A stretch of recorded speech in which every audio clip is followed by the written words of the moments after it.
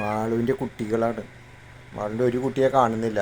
ഇത് ചിഞ്ചുവിൻ്റെ കുട്ടി. അതിന് പാൽ കുടിക്കണമെന്നുണ്ട്. പക്ഷേ അതിന് പേടിയാണ്. മാളു എന്തേലും കാണിക്കോ ഇല്ലേ. പാവം കുഞ്ഞാ, നീ വന്ന് കുടിച്ചോ?